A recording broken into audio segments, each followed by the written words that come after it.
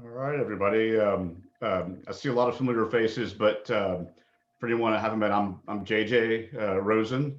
I've been an EO, I think about 7 years or so. And so today we have a hot topic, as you guys might have seen. I guess it was a couple of weeks ago on the EO Google email chain about profit sharing. Uh, And the format of today's meeting is we're going to hear from some experience shares from some panelists and also from one of our sponsors. And to kind of get into the detail of that, looks like we're going to go for about 30 minutes with the panelists, and then have about 15 minutes of Q&A, and then we're going to have uh, a breakout session at 9:45 into small groups to connect with each other and share any detailed questions or work experiences about the profit sharing plan options. And then let's see, remember to be sure, and if you have any questions, just drop them in the chat while the presentations are going on, and we'll get to them during the Q&A session. And with that, I'll introduce our esteemed panel. Um, we have a new strategic alliance partner, Ian Ziegler, if I got that right, with CLA Connect. And we have EO member Sherry Deutschman, as well as EO past president Eric Jackson. And I'll give you some quick background on each of them. Sherry, who probably a lot of us know, is, I mean, I don't want to embarrass her, but to me, like a Nashville business legend, been very, very successful, um, and very experienced. Has received national accolades with her company Letter Logic that she sold for her very unique profit sharing plan. And she is also married to fellow EO member Mark Deutschman. Eric is the founder and CEO of Element 47, which is a branding, marketing, and advertising agency. He is the founding member of the Ocho, EO's EO Nashville's most infamous forum. Little known fact about Eric: he is one of the world's foremost Led Zeppelin historians. Eric, I don't know if that's official or self-proclaimed, but that's actually pretty cool. And uh, Ian and Mark. Mark, I might get your name wrong. Is it Wiskowski? Is that correct? All right. Um, they are with CLA, um, and they are going to present from a sponsor's perspective with some expertise around that. And so with that, I think we can kick it off. And let's see, am I supposed to turn it over to Sherry? Good morning. It's great to see everybody, especially you, Bert Lyles. I miss you. It was in my first forum with JJ. So I want to start with why, because I think what you're trying to accomplish with the profit share plan will really inform the direction in which you go. I worked for a company that printed and mailed hospital bills, and we screwed up everything we touched. And most of our problems were simple human error. And I realized that the reason we were having the simple human error issues was because nobody cared. And the reason nobody cared is because the company didn't care about them and they knew it. And so I approached my boss with my idea that we should work on morale. And if we could improve morale, we could improve our results. And he patted my hand and told me I didn't know anything about business and just to go sell something. And so I quit that day. And I started competing with him in my basement. And those of you who are new members might not know that I have only a high school education and I had no money, but I thought that I could do better than he was doing. So I started with the belief that if I put the employees first and if I took great care of them, that they would then focus on taking great care of the customer and everything would work out. And so part of my benefits package, which included things like helping them buy their first home and paying for all their insurance and letting them bring their kids to work, part of it, and the kicker for everything, was transparency and a profit share plan that was unlike anything else that I'd ever heard of. And probably if I'd had your educations, I wouldn't have gone this route. I was just pursuing it from a real common sense standpoint, and it worked. So my goal was to get everybody vested, really vested in the results, so that they cared as much about every sheet of paper we folded and stuffed as I did. And the only way I knew to do that was to include them in the profits.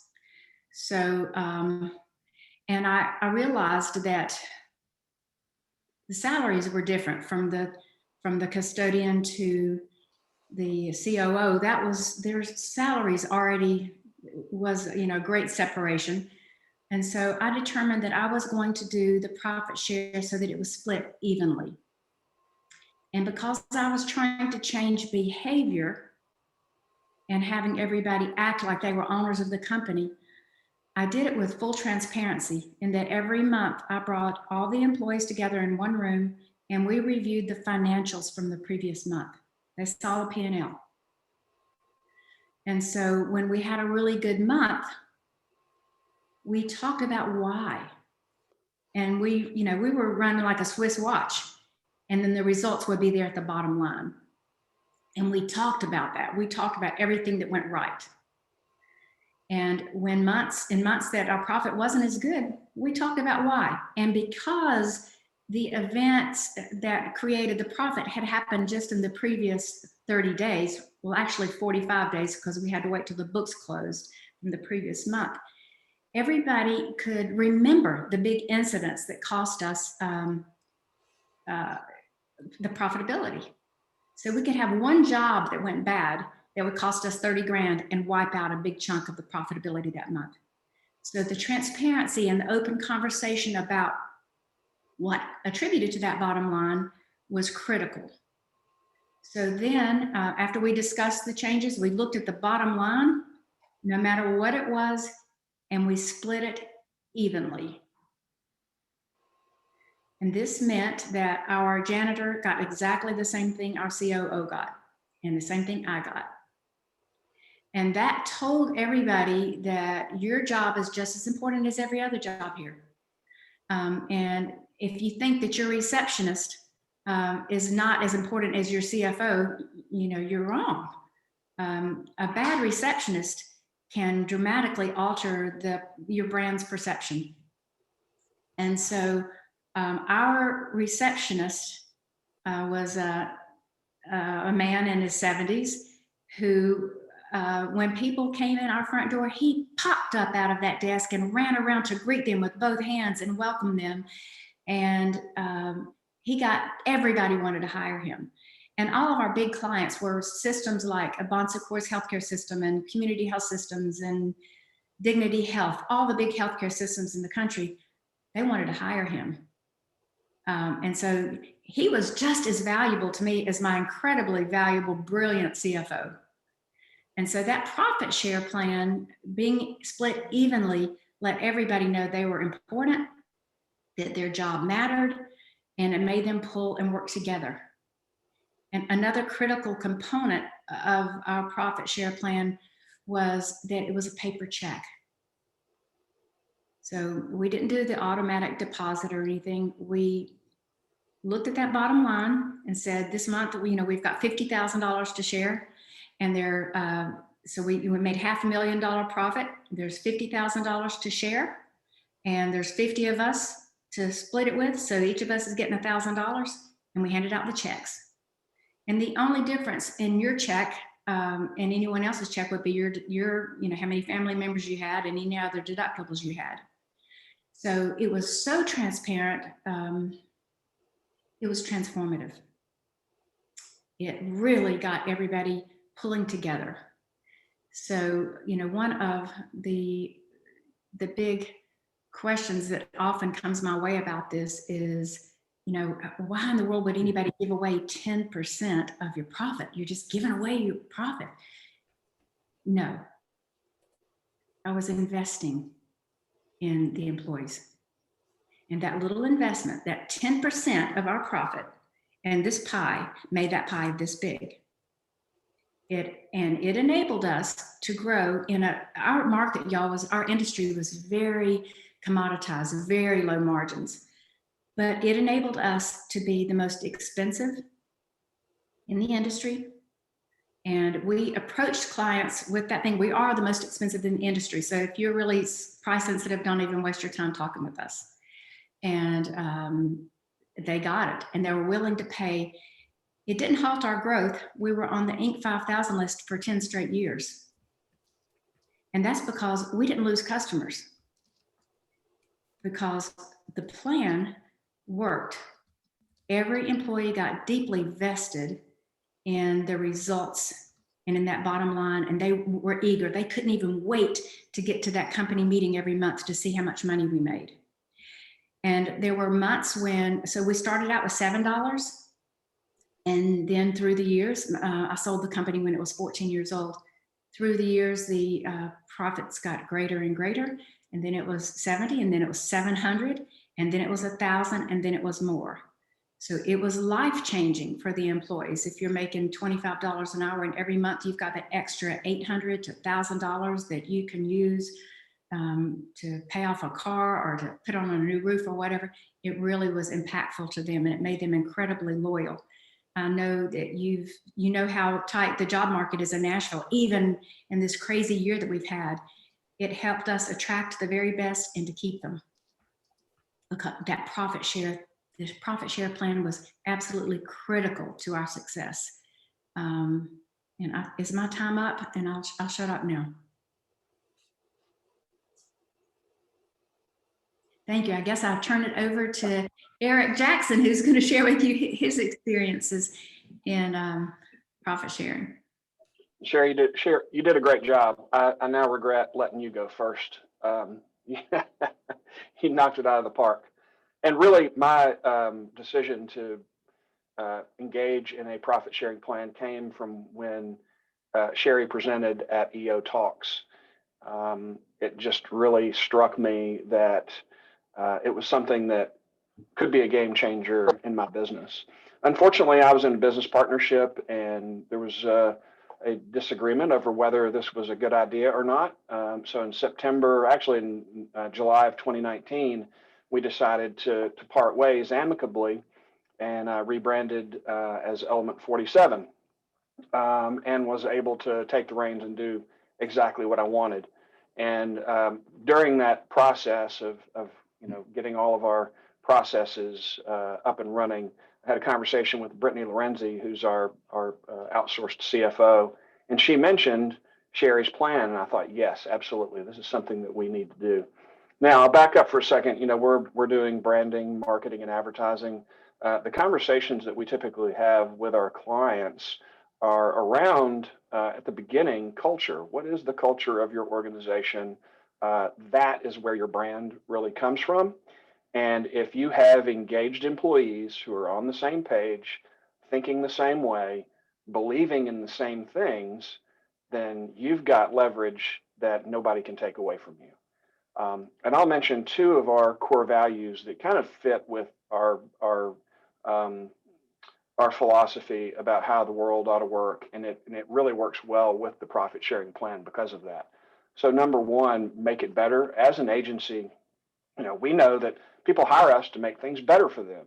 If we're not able to identify what their goals are and meet those goals and do it profitably, we're not going to be around, and we're probably going to get fired by that client. Our inventory is time, and we're doing big projects. So if people are not focused on the things that they need to do in order to successfully get that work out the door right on time and meeting our clients' goals, then they're going to stop signing those checks. So everybody on the team understands that, and they understand that their work actually matters. Everybody on the team also has the ability to spend money, whether it's lollygagging on projects and not doing them efficiently, or it's outsourcing things that don't need to be outsourced. They're very, very conscious of what they're spending, the time that they're spending, and making sure, number two, that they have the difficult conversations that always happen in business. We call that be bold.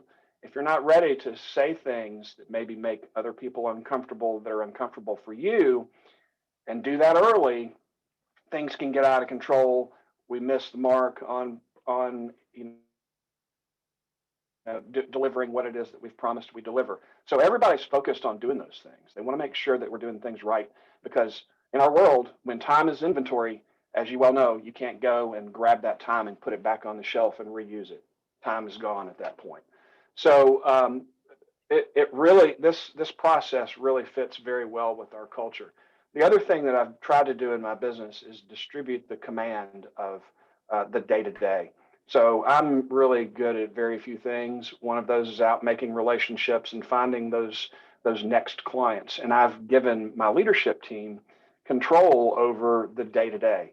And if they're bought into the culture and they understand that what we're trying to do is make money, and every time that they do things profitably, on budget, delivered on time, then they're going to make more money.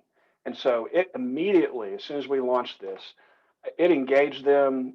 Brittany does a quarterly review with my leadership team on the numbers, and they asked questions I never thought they would ask before. They wanted to know what was going on with the numbers, what they meant. Before that, basically, they could have cared less. They were getting paid, didn't really matter. It didn't change their world. And so everybody's focused on it. Every week when we meet as a complete team, everybody's asking questions about how things are going, what sales look like, what are the results. So it has completely changed our engagement and changed our brand for the better. A few other things. So, the thing that makes me the hair on the back of my neck stand up is when somebody suggests, we need to hire some more people.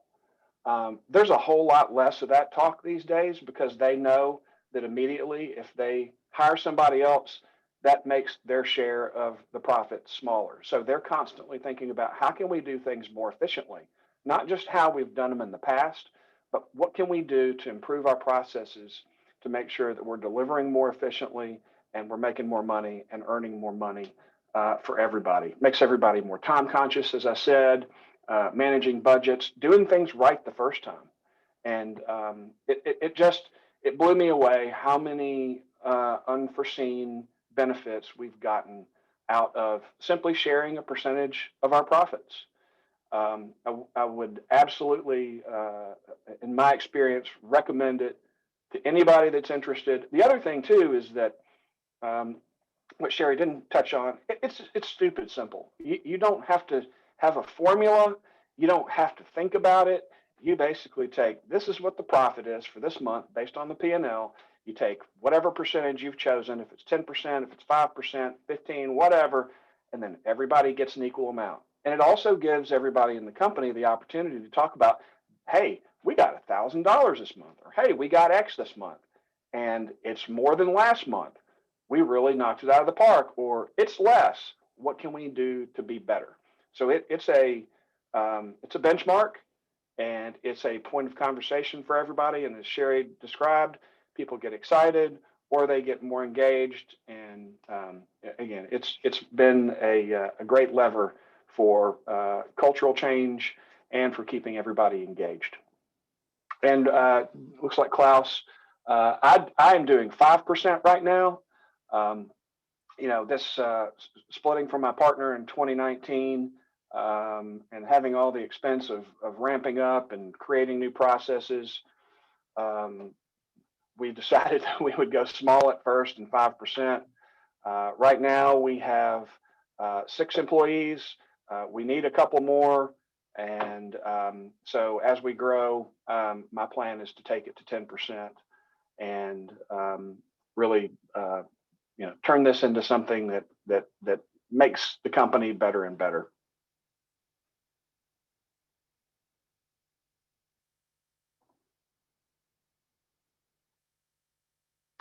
And how transparent are you with financial statements to the entire team? I don't reveal those to the entire team. For the most part, it's just me and the leadership team. But we're really not afraid to talk about what top line and bottom line numbers are, and what the drivers are for profit. That's about all I got. JJ?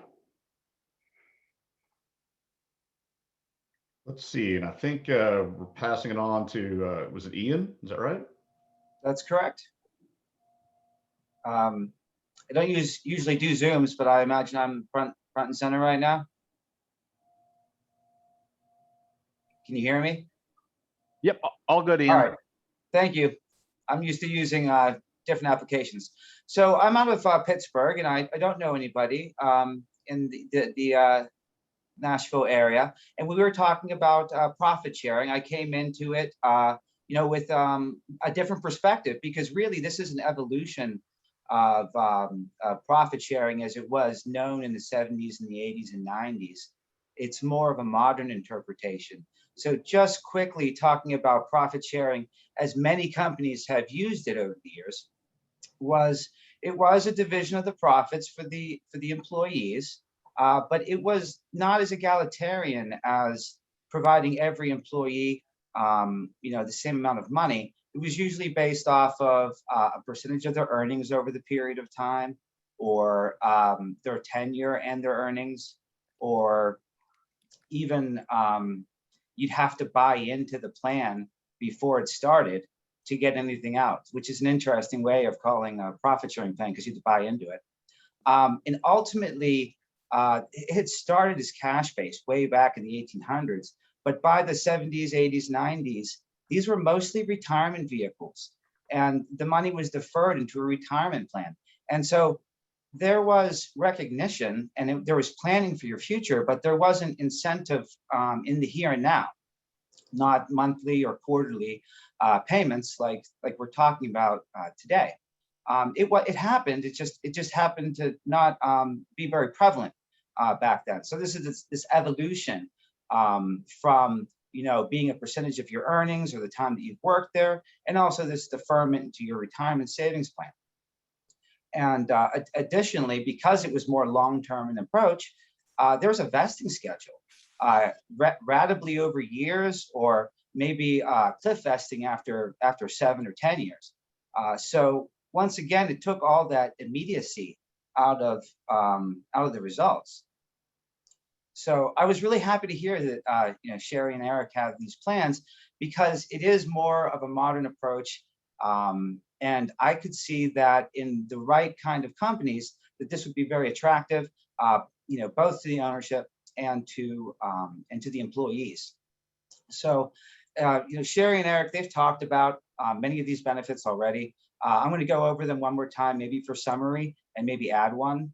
So a plan like this is certainly going to focus your employees on maximizing their profit, and more specifically, their profit per head count, because you can have more profit, but if you have more employees, you get a smaller piece of the pie. And they went over that, and the employees will quickly figure that one out. But it will be a focus on profit, first and foremost. It's also going to engage them in the financial position of the firm, and understanding, how the financial statements work, and how that relates to profit. And that's up to your level of transparency of how much you wish to share with them. But they will at least understand that their day-to-day actions, at least in a smaller firm, will directly impact that bottom line. One of the caveats, I guess, is to say that if you become a massive firm, hundreds of employees, it may be hard for one individual employee to see the day-to-day effect they have on that profit. So that may be one situation where you might want to include an incentive plan above that. As they had said, it's very easy to communicate. This is one of the most easy to communicate plans I've heard of in a long time. Usually we put in complexity so that we save money and spend it in efficient ways. This plan is very easy for people to understand, from the C-level down to individual contributor hourly workforce. And I think one thing that they haven't talked about, this is the HR perspective that I bring, is I feel like discrimination tests become a non-issue. Sometimes you have to, make sure that you're not discriminating either intentionally or by accident. And since everyone's receiving the same amount regardless of their tenure or their location or their job, it's going to be very hard to have any discrimination. So that all being said, there's no silver bullet incentive plan. If there was, I wouldn't have much of a job as a consultant because everybody would be doing the same thing. I do think there are 3 criteria that would lend this kind of plan to success. And I think the first one would be that ownership of the organization self-selects the approach and champions the plan. Since we're talking about profit of the organization, I believe that you need to get all of the owners on board in order for it to work well and to everyone feel comfortable with the plan. Number 2, I think that it could definitely work in smaller organizations. But once you get into hundreds of employees, like I had mentioned, they may have a little harder line of sight to the large profit value. And it would, I would say, 200-300 employees, you might want to consider layering on another incentive plan on top of that. And maybe that plan wouldn't talk about profit. It would focus on quality, customer service, turnaround time, and whatever other metrics would be useful for your specific industry. But overall, I think for this group of companies, knowing the demographics just a little bit, I think it's something it would be definitely, I would consider it. And so, that's what I have from an outsider's perspective. Just hearing about these concepts, most of it's pretty new to me, and I'm just happy to join your group here from Pittsburgh and answer some questions with everybody. Hey, Ian, I want to add, the commission, the profit share wasn't the only way we incentivized. So we had good salaries, good benefits. Some of our people were on commission. I also had phantom stock for several employees. I had stock appreciation rights for several employees, including my sales team, because I'm like, we're right now, our valuation is here and we want it to get here. What are you going to do to help me do that? So that incentivized them to sell at much higher prices and to make sure they were selling only to our sweet spot clients. And then there were other bonuses too. So this wasn't the only way we rewarded performance. Ian, you mentioned discrimination. I've found that it has increased discrimination in my office. So when people are not performing, man, they stand out like a sore thumb. Everybody starts to hold them accountable. It's a beautiful thing. Yeah, I was talking from the protected classes, et cetera, from the HR world. But that is great that they are self-policing. Yes, I was being a little provocative. And I guess I should also mention, that's great, Sherry, that you also had these complimentary plans that didn't really double pay for the items, but incentivized people in other ways. So that's excellent. Now that we've hit 9:30, we can go into an official 15 minutes of Q&A. And so if it works for you guys, I'll just read from the chat window, and please, anyone else, feel free to add any questions as we're going through this. And maybe if each of you guys, I guess in the order you've spoken, if you have any comments, could talk to the questions. First question, it was for profit plans and the calculations of checks. Do you recommend using a cash basis or accrual basis, or any advice or experience on that? Sherry, if you want to kick it off. Sure. I think there has to be, I think it can work with both, but an individual approach. So one of the companies that I advised on a couple of years ago has like 3 months of the year when they're really busy, and the rest of the year it's a hotel and a resort community. they're closed for a couple of months. So they're like, how could this possibly work for us? And we want the same good employees coming back every year, but they're only engaged for 3 months. And so for them, we worked up a trailing 12 months profit plan, which worked. And so there are just lots of different ways to skin the cat on that. I am consulting now for a company in North Carolina that's doing the profits quarterly because it's just the way that the money flows. You know, they'll have a couple of months of losses and then massive profitability month. And so we've just done it quarterly to kind of even it all out and to reduce the discouragement of not having a profit share. Yeah, we decided to go with accrual. And I was worried about, well, if I'm not getting the money, how can I pay that out? But it all comes out in the wash, and our cash flow is pretty smooth. So I felt like that was the simplest and easiest way for us to implement it.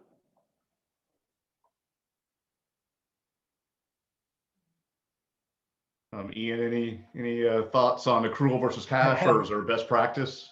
I usually have an accountant help me with that item. I stick to the competitiveness of the amount and the incentive of it. So I don't have any comments that would aid any further. All right, I'll read I'll go on to the next question here.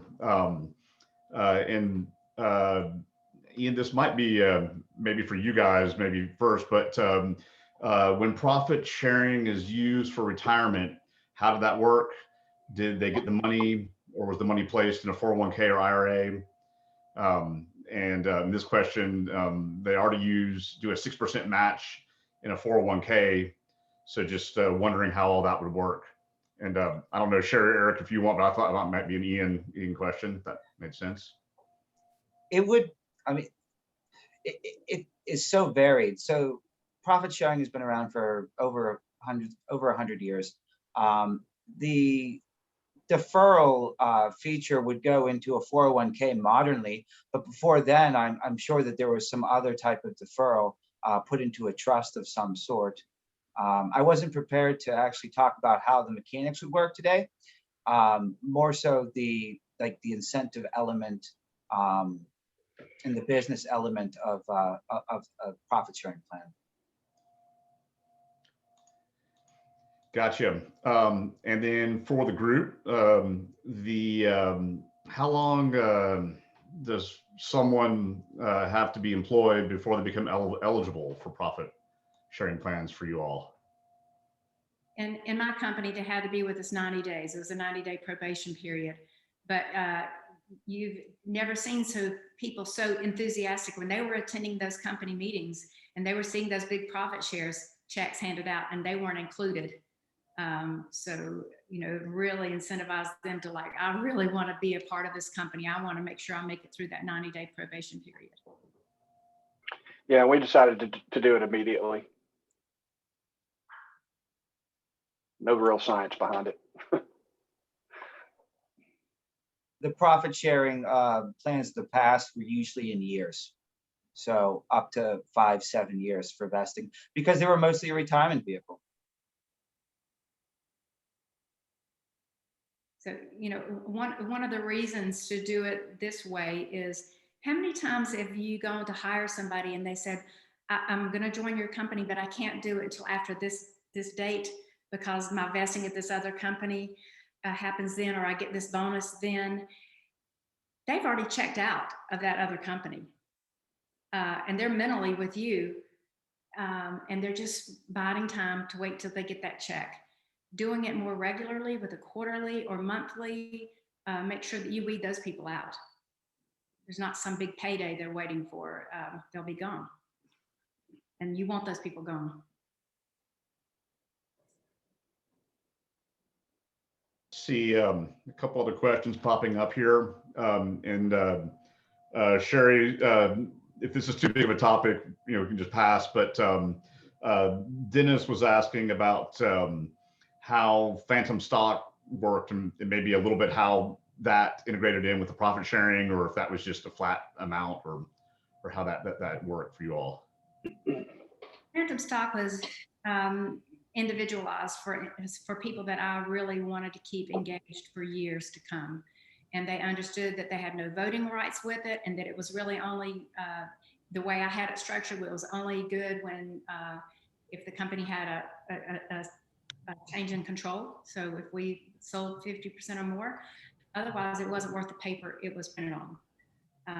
But it turned out to be worth a lot of money for those people who had it. The stock appreciation rights I gave to individuals who I really needed to help me build the value and to build it quickly. And so we did a valuation at the point the stock appreciation rights started. And then the day they left, we did another valuation, and they got a percentage of the lift. And it was a substantial amount too, because I hired the right people to help us build the value. Just in case people don't understand the phantom and the stock appreciation rights, because they're not as common. So it's awesome that you're using them. Those are cash equivalents. They never have any ownership. Like you said, there's no voting rights. When those vest, whether they be time-based or event-based, you pay them in cash, right? Yes. Ian, a few more sort of follow-up questions. It sounds like for you. All right. One is can you speak about how profit sharing works for taxes, whether it's pre-tax, post-tax, expenses, that kind of thing? I did a little research on this last night. The taxation is not really my specialty, but I can say that it will change between varying between different types. Tax, like if you paid them cash, like this group is doing rather soon, I think it's income. And I think if it's deferred, it's into a retirement fund, then it is tax deferred until you retire or leave the plan. But I'm not a tax expert, so I'll stop there for now. I think that you can find out pretty quickly. Maybe Mark can help out. Yes, that's you hit it spot on, Ian. If it's as Sherry and Eric's plan, it's just another form of compensation subject to withholding. As I think Sherry mentioned, that would be the only reason someone's comp would be different. But yes, if it's a plan that's qualified plan, of course, a profit sharing plan that's qualified that you would put into a retirement vehicle that would be not taxed, would be deferred, and when they draw it out at some point, it would be subject to tax at that point. And for context, quick question from Chris for Sherry: how many employees did you have at the when you were at your 14-year mark? 51. So 51 people to get to 40 million in revenue. What was interesting is the company that acquired us combined us with another company in our industry. And it was only after the sale and I joined their board that I got to see, behind that curtain. And they had 3 times as many people for only 1.5 times the revenue. And so the PE firm that bought us was really concerned that we had just gotten our team really lean just for the valuation and the sale. And we're surprised to find out how much we could do with that few people. And it was because it changed the behavior. And, there was one specific incident where a department said, we've got to have 2 more people. We cannot keep up with the volume. In the end, we were doing over 450,000 bills a day. And so I said, fine, approved it. And what shift are they going to work and who's going to train them? Great, go for it. And oh, by the way, did you look at what that's going to do to the profit share? And literally they were like, oh shit, let us work on that. And they came back the next day and said, oh, we've worked this out. We only need 1 person. Because it made them think differently. It made them vested in that bottom line.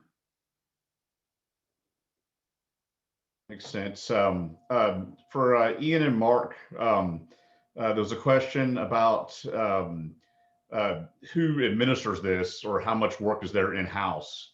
I don't know if you guys can talk to that and what you all do and and that type of thing. My bookkeeper does the P&L, takes the percentage of profit. It's really simple on our end. Got you. I wasn't sophisticated enough to come up with something that was sophisticated and complicated. It was just pretty simple, 10%, and it's done as part of your individual income, and that's that. Very simple, very elegant. And Ian, if it's part of a retirement plan, I'm assuming that's where like a third party comes in to administer everything. I've only ever analyzed them from a competitiveness level, not from administration level, because it is kind of a benefit at that point and a little outside of my wheelhouse. I do know that it's applicable, that ERISA applies, but I don't know really what happens to governance and to administration. Yeah, but theoretically, if you don't mind me adding, Ian, and for the group, that you know, if it's an official plan, it is going to be a third-party administration. Someone's got to have a fiduciary responsibility to manage that plan. Where Sherry and Eric's is, again, this is a comp plan, which would be an in-house. That's why it's so powerful, because it's, as Sherry and Eric have mentioned, it's simple and easy to understand from the executive suite down to the, you know, the front desk. Gotcha. A few sort of common questions here, I guess, and I had this as well. Maybe we can go around again. What were the negatives of doing this, or what are the headaches? Some questions from George and Joel. Is there anything that you know, really was a hassle factor in this? And Sherry, if you want to go first. There were no downsides. It was not a hassle factor. It was just positive all the way around. So much so, you know, I've started a new company and implemented the same policy here day one. Same thing with me. It was great to hear the question, well, what happens to the rest of the profit? Where does that go? And as all you guys know, that's what we use to grow, take risks, and you've got to have that. And, you know, for pandemics and stuff. Interesting, I got an email out of the blue yesterday while we were on the prep call for this from somebody who's implemented this, and they wrote, I'm applying the things in your book, and the transformation of my company is incredible. The morale of my people is through the roof. I have more receivables than ever, more profit than ever. I'm working less and making more.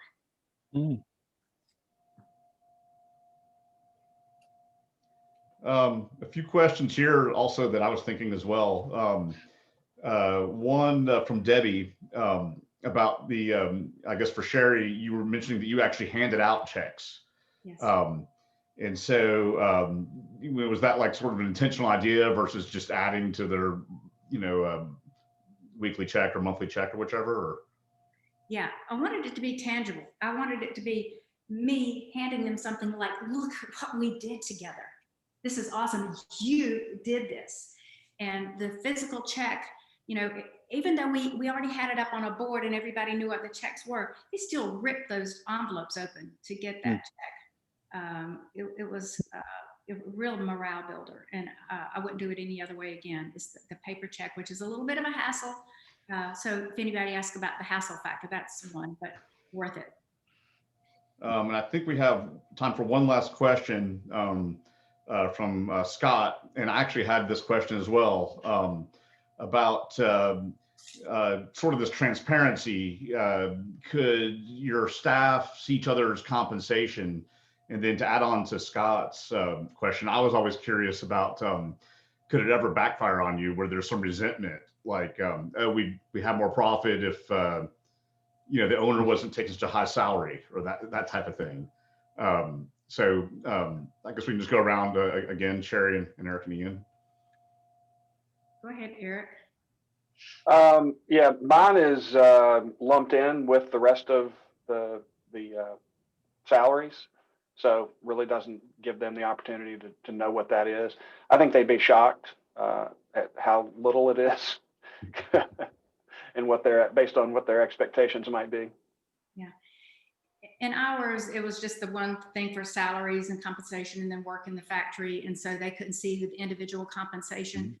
but I was also transparent with my people about my salary. I went for 7 years without a raise because I wanted to make sure that all of them had everything they needed. And when I gave myself a big raise, I told them how much I was paying myself. And they were really happy for me. And, you know, somebody said, could you go buy a new car for yourself, please? So I did. And so there was just great appreciation, and I didn't see any resentment. Interestingly, sometimes some people wanted more detail than just the P&L, and specifically my sales team. And so what I did with them was say, bring a chair, come right here next to me. We pulled up NetSuite on my screen and said, have at it. Get into anything you want to get. And they were the most highly paid people in the company, so they didn't care what, you know, other salaries were. And they could go into the and print out any report that they wanted on cost of goods. And that helped them be much better informed when it came to what to sell at what price. Have no regrets about that either. I think the greater the transparency, the better. And to Eric's point, your employees think you're killing it, whether you are or you're not. They think that you got yourself a $500,000 salary, whether you do or you don't.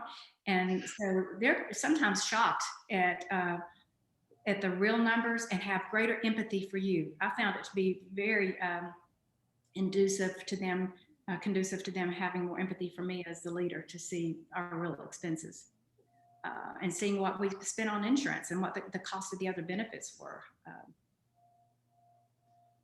All right, so with that, we're going to switch over to Zoom breakout rooms, and